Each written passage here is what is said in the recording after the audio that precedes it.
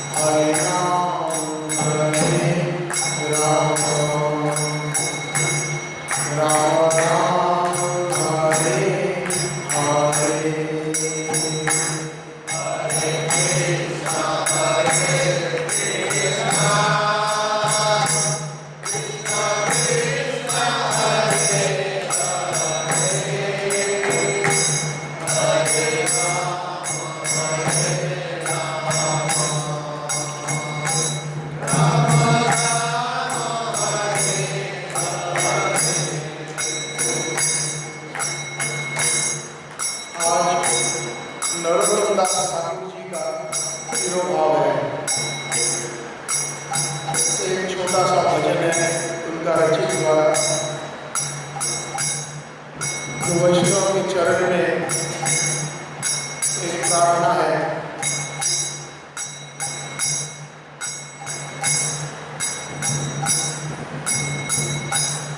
एक बार करुणा करो वैष्णव को साथ।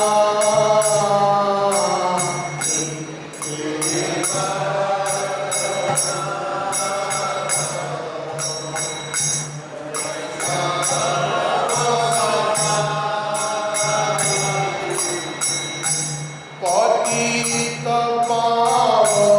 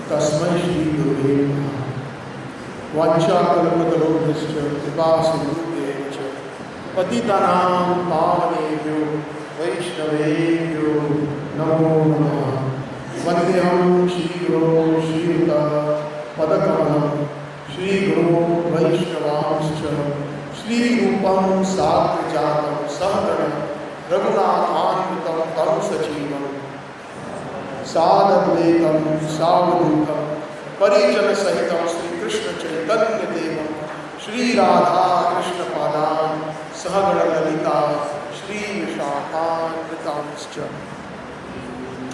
आराध्यो भगवान् व्रजेश तन्धाम वृन्दावनम् रम्या काचिदुपासना व्रजवधूवर्गेण तया कल्पिता। श्रीमद्भागवत पुराणयमनं प्रेम पुमार्थो महान् श्रीचैतन्य महाप्रभो मतैनं नायत्रयात्र परः। नष्टप्रायेषु अभद्रेषु नित्यं भागवत सेवया भगवती उत्तमा श्लोके भक्तिर्भवति नैष्टिकी। शृण्वन्ता स्वकथा कृष्णा पुण्यश्रवण कीर्तनं हृदि अन्तस्थ भद्राणि विरुणोति सुहृत्सदाम्।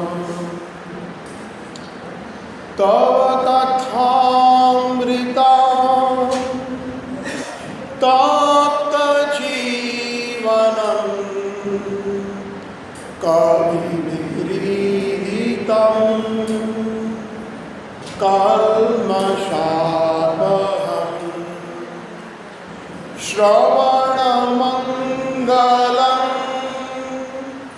श्रीमदाततं भूमि गृह्णन्ति ये भूरिदा जना। भूमि गृह्णन्ति ये भूरिदा जना। भूमि गृह्णन्ति ये भूरिदा जना। आजानुलम्बितो भुजो कनकायवधातो संकीर्तने पितरो कौमलायताक्षो।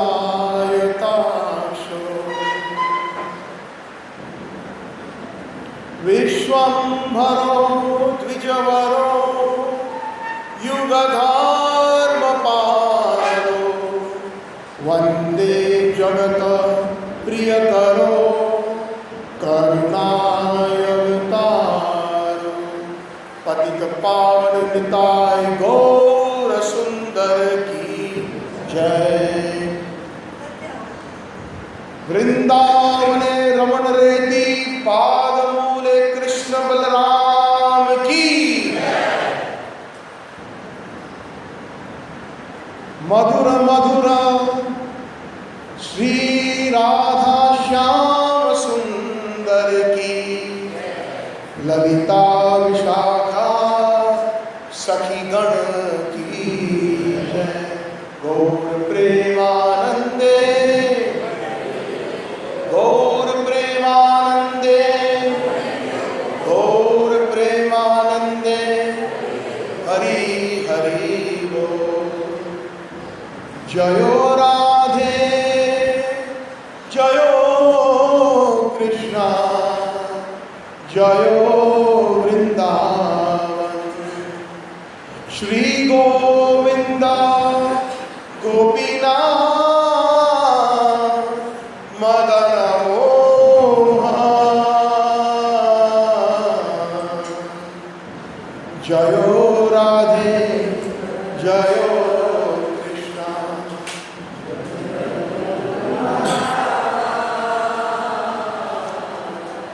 श्याम कुंड राधा कुंड गिरि गोवर्धन।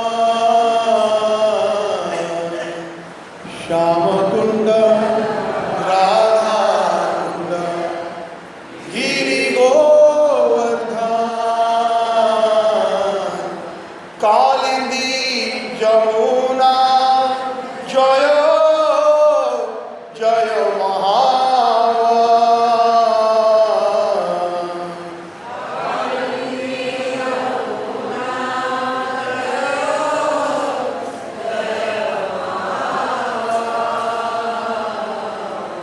केशिघाट वंशी वट द्वादश कानन जहाँ सब लीला कोयलो श्री नंद नंदा केशी घाट द्वादश कानन जहाँ सब लीला कोयलो श्री नंद नंदा श्री नंद यशोदा जय जय गोपगण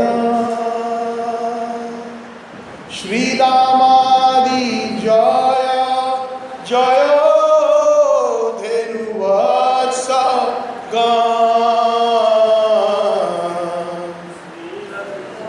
यशोदा जय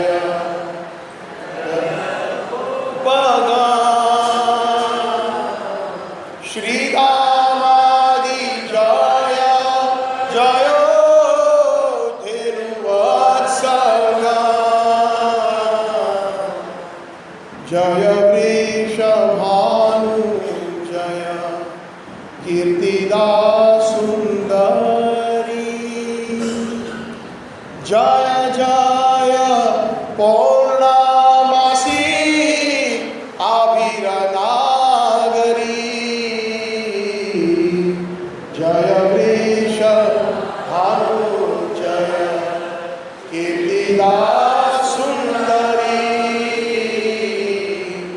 जय जय पौर्णमासी जय वीरनागरी जयो राधे जयो कृष्ण जयो वृंदावन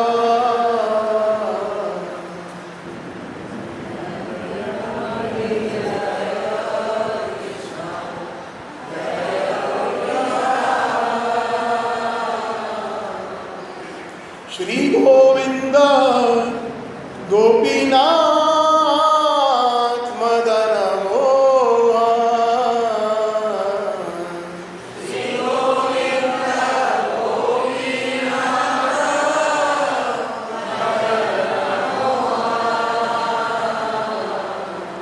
जयो राधे जयो राधे जयो राधे जयो जय श्री राधे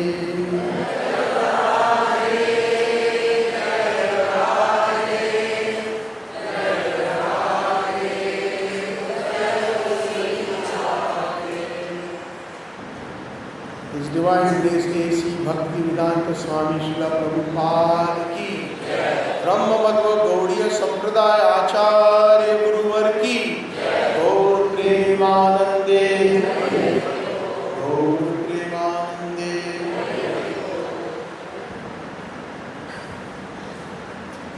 तो पुनः आप सबको मेरे दंडवत प्रणाम। हमारे श्रील प्रभुपाद जी और हमारे गौड़ीय आचार्य गुरुवर को मेरे कोटि कोटि प्रणाम। इस श्री वृंदावन धाम को प्रणाम। वृंदावन की जो सुंदर मधुर लीला है ठाकुर जी की, उसको बार बार प्रणाम। कृष्णा जिनका नाम है, गोकुल जिनका धाम है, ऐसे श्री गोपाल को बारंबार प्रणाम है, बारंबार प्रणाम है, बारंबार। तो कल हमने इस दामोदर अष्टकम की बुनियाद को शुरू किया था, दामोदर अष्टकम में प्रवेश करने से पहले, और अब भी इसमें कुछ लीलाएं बाकी हैं। तो हम यहाँ से आरंभ करेंगे जहाँ हमने कल छोड़ा था। आप सब वैष्णव की मैं आशीर्वाद मांगता हूँ कि मेरे मुख से जो भी निकले, हमारे वैष्णवगण आचार्यगण सबको उस पसंद पड़े मेरी वाणी, और यद्यपि अगर कोई त्रुटियाँ हो तो मुझे क्षमा कर देना, ये मेरी मूर्खता होगी। तो कल जो है हम लीला के उस समंदर में है दामोदर जी की। माता यशोदा ने कृष्ण को जब दूध को उबलते देखा तो जैसे एक साधारण बालक को नीचे एक माँ रख देती है, एक क्षण में उसको रख करके माता यशोदा लपकी उस वैष्णव दूध की तरफ। हाथ में थोड़ा सा ठंडा जल लेती है और उस वैष्णव दूध पर छिड़कती है और कहती है, भैया दूध, तू क्यों आत्महत्या करना चाहता है? तो दूध कहती है, मैया मैं इसीलिए आत्महत्या करना चाहता हूँ कि मैं देख रहा हूँ कि कृष्ण जो है उनकी जो भूख है, सारा सिर सागर पी जाए इतना दूध वो पी सकते हैं, और आपकी छाती में सिर सागर से भी ज़्यादा अधिक दूध है। तो इस तुच्छ दूध का क्या काम है? मेरा तो कोई फिर अस्तित्व ही नहीं रहा। मैं कृष्ण की सेवा में मुझे नहीं लगता है कि मैं लग पाऊंगा, इसीलिए मेरा जीना बेकार है। मैं इससे तो अच्छा है कि मैं मर जाऊं, मैं आत्महत्या कर दूं। माता यशोदा दूध को सांत्वना देती है। हमारे गुरु आचार्य समझाते हैं यहाँ पर, जैसे कि एक वरिष्ठ अधिकारी या वरिष्ठ वैष्णव है या कोई सद्गुरु है, मार्गदर्शन देता है, सांत्वना देता है भक्तों को। वो कहती है कि दूध, तू उसकी चिंता बिल्कुल मत कर, मैं तुझे अवश्य कृष्ण की सेवा में लगाऊंगी, क्योंकि मेरे जो छाती से जो दूध निकलता है उससे मैं दही नहीं बना सकती, उससे मैं माखन नहीं बना सकती, उससे मैं मिष्टी आदि जो मिष्ठान है वो मैं नहीं बना सकती, खोया आदि। और कृष्ण को बहुत ये सारी चीज़ें पसंद है, तो बिल्कुल चिंता मत कर, तुझे मैं अवश्य मैं कृष्ण की सेवा में लगाऊंगी। हमारे प्रभुपाद जी का अगर उदाहरण ले लें, मंगला आरती के अंदर कल हमने ये श्लोक का उल्लेख किया था, श्री विग्रह आराधना नित्य नाना श्रृंगार तन मंदिर मार्जनादो युक्तश्च भक्तश्च नियुज्यतोपि वंदे गुरु श्री चरणारविंदम। जो सद्गुरु होता है, जो वरिष्ठ अधिकारी होता है, जो मध्यम अधिकारी और उत्तम अधिकारी वैष्णव जो होते हैं, वो दूसरे निम्न अधिकारी वैष्णवों को सेवा में युक्त करते हैं, उनको प्रोत्साहन देते हैं, क्योंकि सेवा के माध्यम से जीव का उद्धार होता है। अगर हम सेवा में खुद अगर हम लगे और दूसरों को लगाएं तो उससे कृष्ण बहुत ही प्रसन्न होते हैं। इसी तरह यहाँ पर कृष्ण जब माता यशोदा ने उसको जमीन पे फर्श के ऊपर छोड़ दिया तो बहुत रोने लगे और उनको काफी क्रोध आया। लेकिन मन ही मन में कृष्ण सोच रहे हैं, मेरी माता कितनी अच्छी वैष्णवी है, वो देखो दूध का और मेरे जितने भी मेरी सेवा में जितनी भी चीज़ है, सामग्रियां हैं, उसका कितना ख्याल रखती है।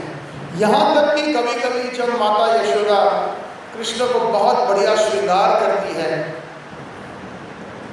सूरदास जी एक पद में लिखते हैं, करत श्रृंगार मैया मन भावत, करत श्रृंगार मैया मन भावत। बहुत सुंदर मन भावक श्रृंगार करती है माता यशोदा। और कृष्ण जब घर से, नंद भवन से एक कदम रखते हैं बाहर, तो मिट्टी, रच की मिट्टी में वो लुटपुट हो जाते हैं और सारे वस्त्रों गंदे कर देते हैं। तो माता यशोदा कृष्ण को कहती है, उसको धमकाती है, कृष्ण ये क्या कर दिया, इतने सुंदर वैष्णव जो वस्त्र के रूप में है, तुमने उसका आदर नहीं किया। तो माता यशोदा हर एक चीज कृष्ण की जो सेवा में उपलब्ध थी उसका सम्मान करती थी। और हमें ये तत्व ये बताता है कि वैष्णव जो होता है, वैकुंठ गोलोक आदि में हर एक चीज जो है चित्त है, उसमें जीव है, उसमें चेतना है। इसीलिए जब हम कभी भी मंदिर के अंदर कोई भी, जैसे कि ये करताल है, मृदंग है, हारमोनियम है, भगवान की जो भी सामग्रियाँ हैं अर्चना विग्रह के लिए, दिया है, थाली है, कटोरियाँ हैं, सब कुछ दिव्य है। उसको हमें बड़े आदर से और प्रेम से, क्योंकि ये सारे बलराम जी के विस्तार किए हुए अंग हैं। कभी अगर किसी वैष्णव ने गलती से करताल जमीन पे, फर्श पे रख दिया या मृदंग रख दिया, तो उसको हमें बड़े आदर से उठा करके अच्छे स्थान पर रख देना चाहिए, या कम से कम आसन के ऊपर, फर्श पे नहीं रखना चाहिए।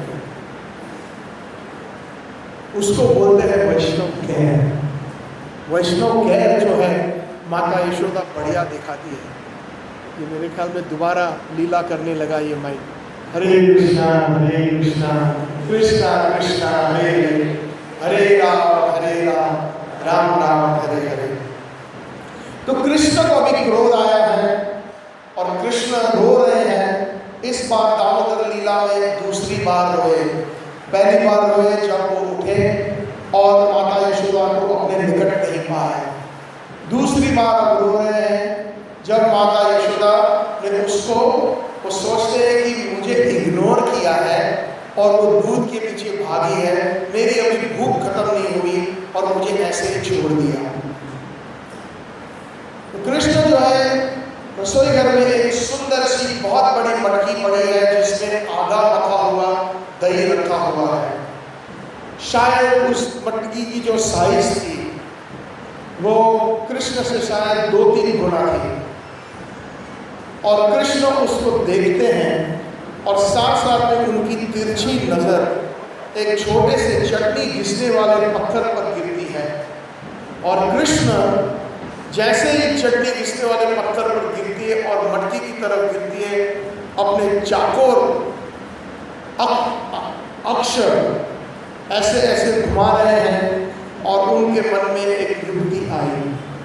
जैसे ही मन में युक्ति आई, योग माया ने अपना आवरण उस क्षण के लिए हटा दिया और अपने ऐश्वर्य से कृष्ण ने बिना बिल्कुल ध्वनि किए हुए उस चटनी घिसने वाले पत्थर को ऐसी जगह उन्होंने मारा मटकी के ऊपर, मटकी के नीचे वाले हिस्से पर।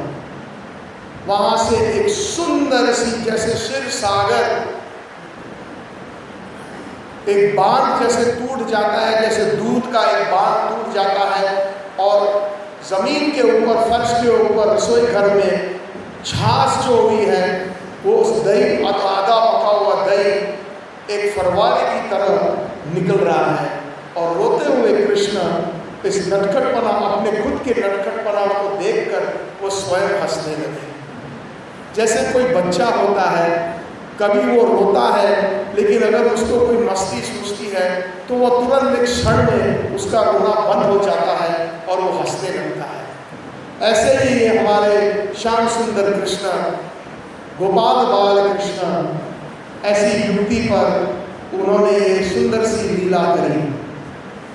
अब प्रश्न मन में ये आ सकता है कि कृष्ण ने क्रोध क्यों दिखाया? हालांकि माता यशोदा ने तो बहुत सुंदर कार्य किया, एक वैष्णव को शांत बनाती है। तो हमारे आचार्य समझाते हैं कि यद्यपि अगर कृष्ण क्रोध नहीं करते, यद्यपि अगर कृष्ण रोते नहीं, तो उनको ये युक्ति नहीं सूझती कि मटकी तोड़नी है। और यदि भी अगर मटकी नहीं तोड़ते तो आगे ये दामोदर लीला बढ़ती नहीं। तो ये दामोदर लीला को आस्वादन, उनको स्वाद बनाने के लिए कृष्ण अनेक लीला करते हैं, जो कभी कभी हमारी समझ के बाहर होता है। कृष्ण उस मटकी में से जो छाछ निकलती है उससे इतना खुश होते हैं, लेकिन तुरंत ही सावधान हो जाते हैं, अपने छोटे छोटे हाथ गाल पे यहाँ पर रखते हैं और कहते ये मैंने क्या कर दिया, मैया यशोदा घूमेगी तो मेरी खैर नहीं है।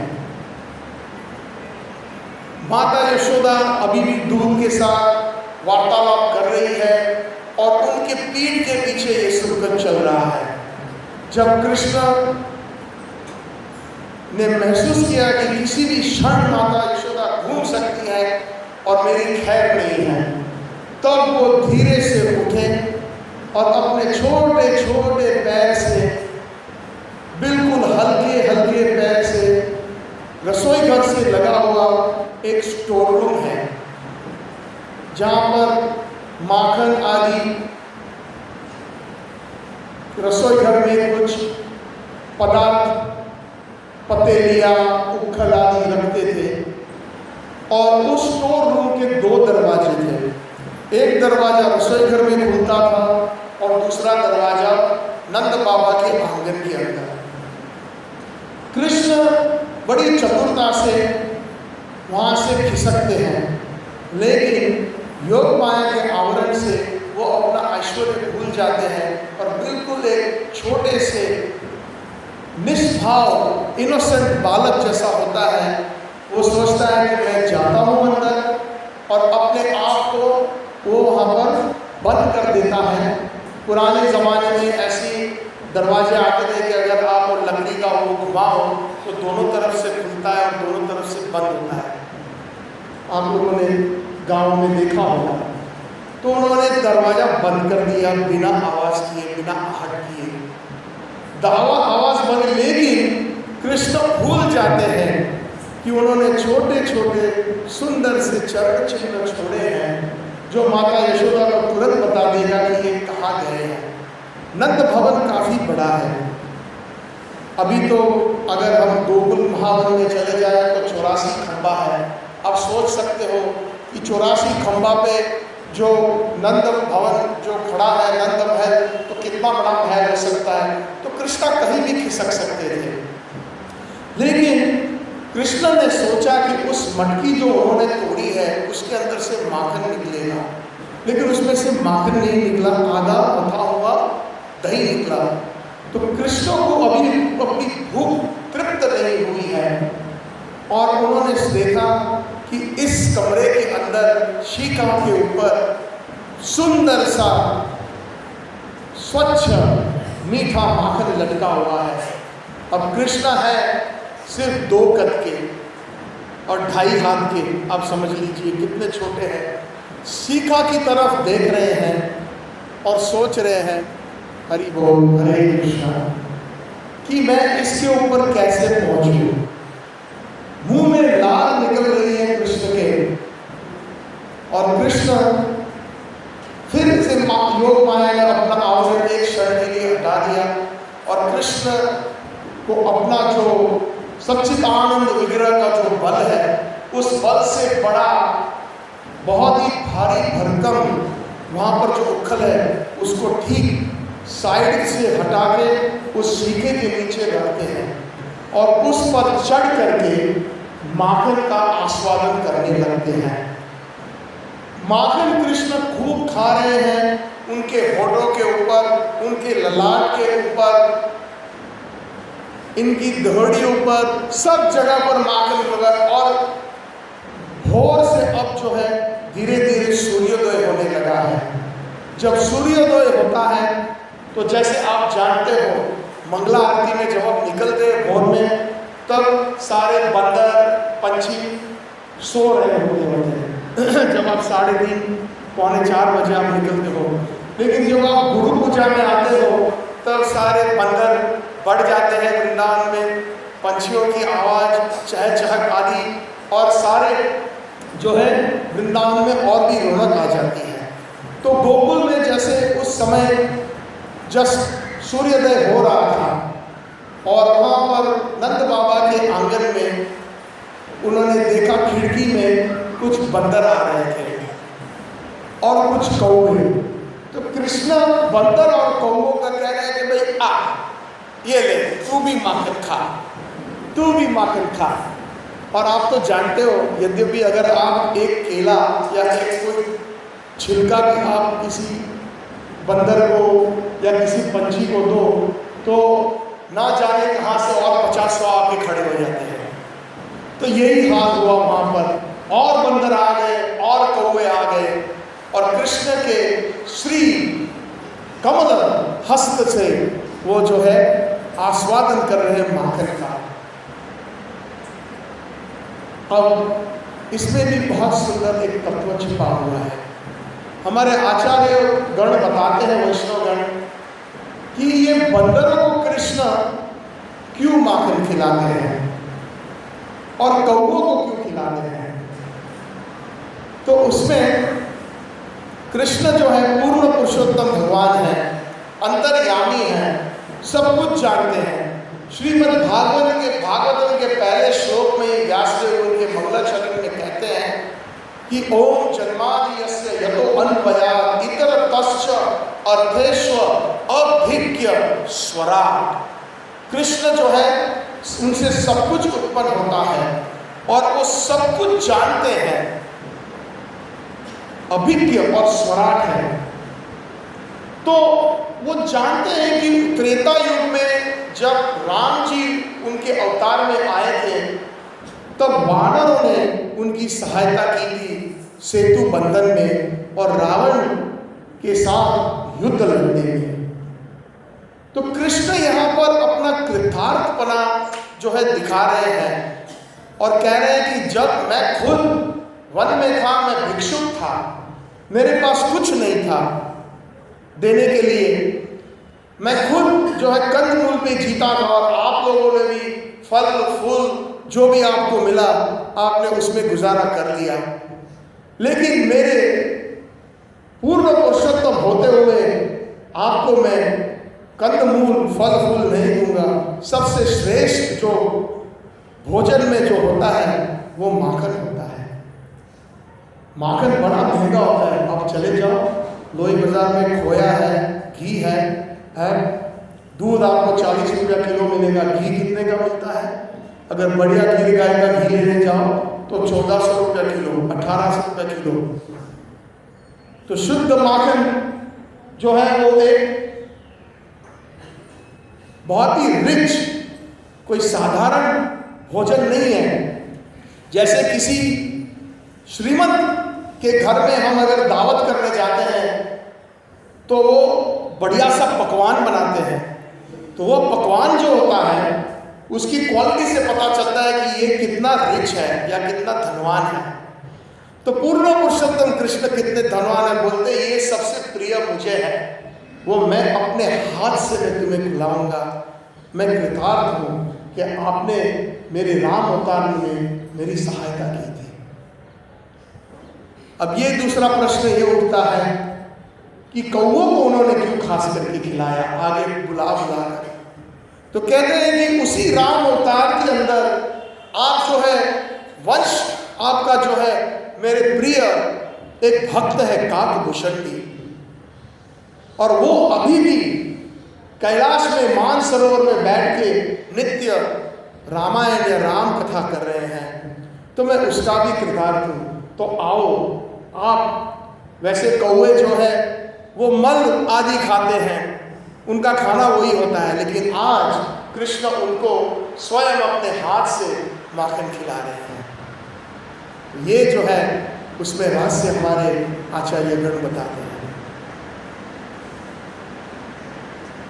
अब ये इनको बड़ी मौज से खिलाते हैं कौवों को और बंदर को, और बंदर भी बार बार आते हैं, खाते हैं, और अचानक कृष्ण उनको बोल रहे हैं आओ आओ, लेकिन बंदर पास नहीं आ रहे हैं।